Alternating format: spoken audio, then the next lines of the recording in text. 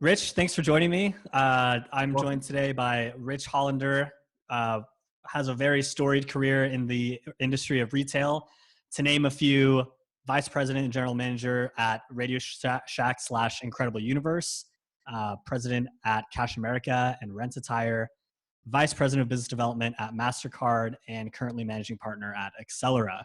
Rich, thank you for joining me. Oh, it's my pleasure. I love to talk about retail.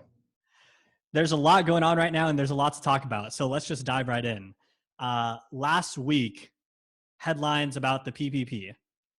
This program from the government stimulus bill opened early April. A lot of banks had trouble putting up their applications.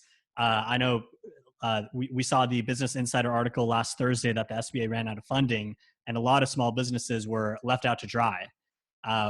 What are you seeing on the grounds in terms of, if you're a retailer looking for some help here from the government, how do you process all this information and what's going on? So, great question. I was talking about that with a friend of mine the other day, or today actually. And first off, it's pretty hard to give away $350 billion. It's just not as easy as you think. And the Sure. mechanism, especially for a one-time mechanism. So I don't blame the government for that, right? It's just a difficult task to do. And it's no surprise that the bigger retail companies that got money got it because they're bigger and they had the resources to fill all that out correctly. Right. But it looks like the government's going to come back and supplement that with another 300 or so billion dollars. And with the, people now know what they're doing, know how to get through all that processes. And I think that will really help. It's not a fix until customers have confidence that they can go out, or until the local governments open up allow the retail stores to open up. I think there's going to be a problem. But I have talked to some well-organized retailers, and they have plans to open. They have plans for the safety of their workers. They have plans for the safety of their customers. It's not going to be business as usual, but it's going to be some smart business.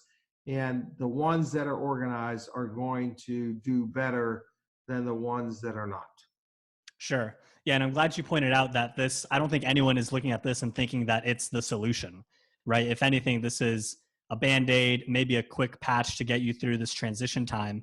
But the question is really what comes next, right? So last week we saw coronavirus cases continuing to rise, right? New York being hit the hardest.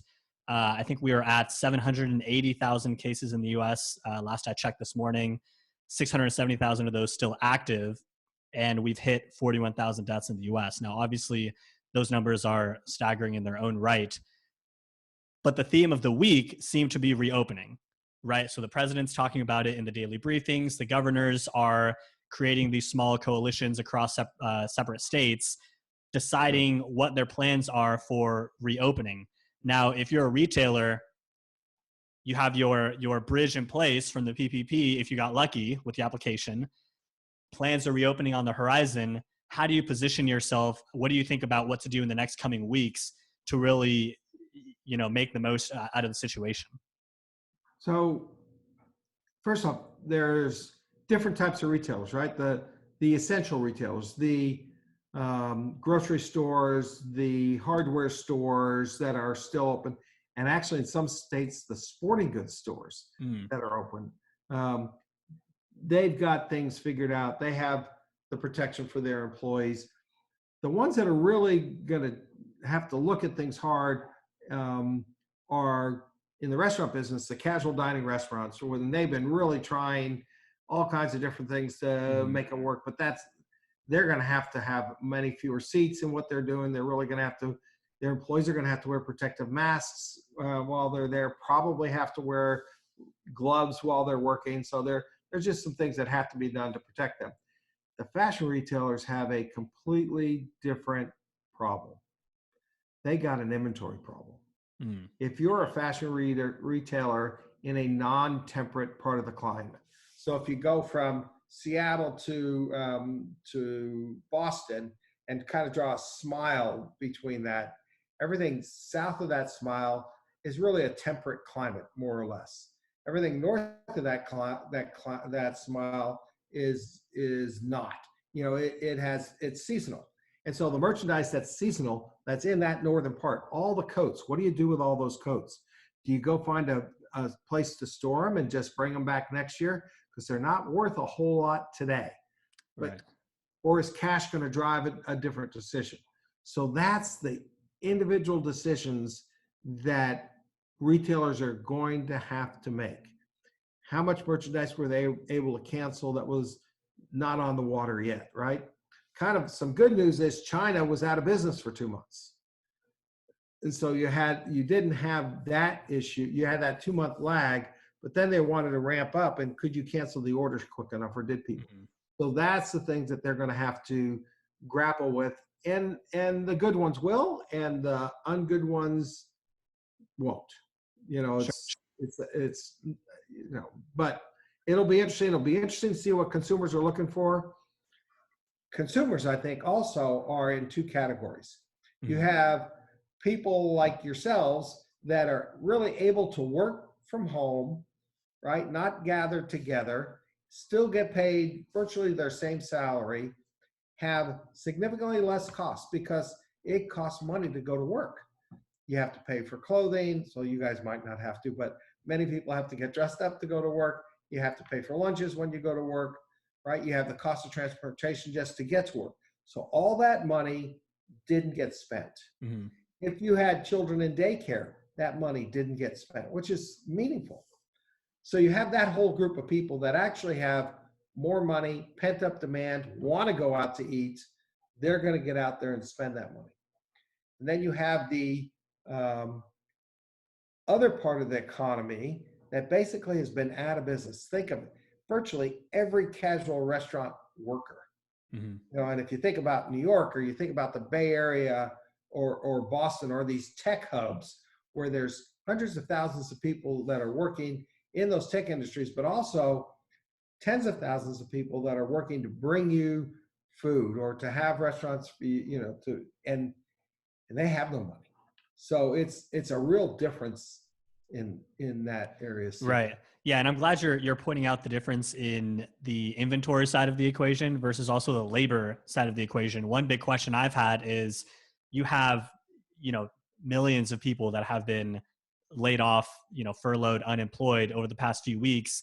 As retailers think about gearing up, a big question I think on everyone's mind is how long will it take to reacquire that force of employees and retrain and fill your staff? So how should retailers be thinking about how aggressively to pursue bringing on new staff with reopening on the horizon, as well as shifts to online and some of these other channels that you're talking about in terms of shifting towards a new norm here? So the retailers that we've spoken to are not going to bring back everybody at once, because they're Sure. not going to open their stores to as many customers that they had. Some of them are actually buy online, ship from the stores today. And they're doing that to keep their salaried employees working, right? As much as anything else. They've got these employees, they've got the inventory. Why not fill from that inventory? Those again, going to the smart ones and the panicked ones, the smart ones have been in touch with those furloughed employees on a regular basis. They're communicating. They're telling them what's going on. They're telling them what plans they know and what plans they may do. And they're communicating clearly with them so they feel like they're part of what's going on. I'll tell you who's done a great job with their employees is Marriott. Okay. They are simply an outstanding company run by outstanding leaders that care about their employees. And they really have worked very smart at communicating with those employees and keeping those employees in mind, because they don't want to lose those employees. And, you talk about industries that are really hurt. I think, travel and tourism is a big one. The other big one that I'm writing about right now is the trade show and convention industry. Sure. Even it's a $24 billion a year industry. And all that money is spent to get in front of customers. That's the only reason they spend it. And they can't get in front of the customers. So they've got to find a different way. Right. So just a plug for Accelera. Okay. www.accelera.com. We think we're a solution to those people. So. Okay. If we're dropping names, you brought up Marriott. I'm curious what you think about Neiman Marcus. We just heard is likely to file for bankruptcy this week. AMC was in the news, I believe, last week. Are you anticipating a wave of bankruptcies from these household names, or are you thinking that really those are, we're going to see a small blip here and the majority are going to be able to pull through? So I think there are many forces at work here.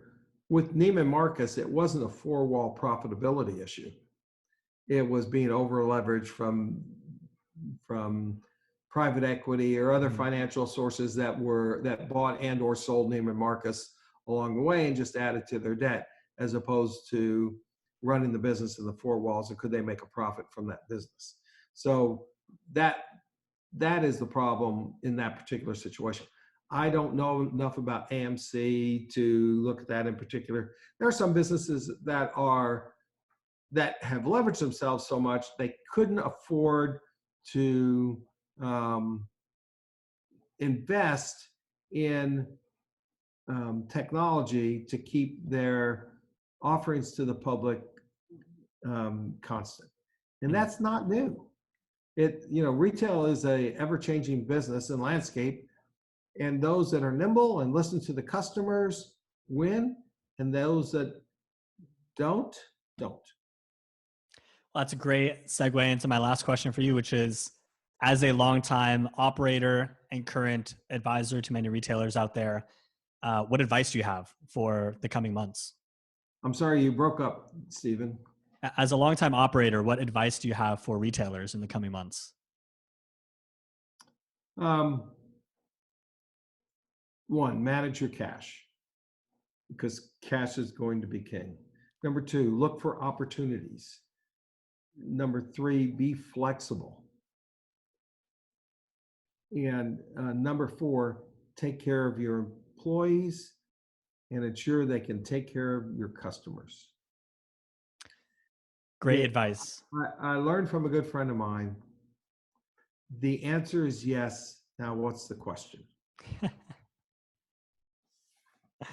Perfect. All right. Thanks, Rich. Thank you for joining me today, breaking down retail last week. Everyone who's viewing, thanks, and tune in next week for another recap of retail. Thank you. You're welcome.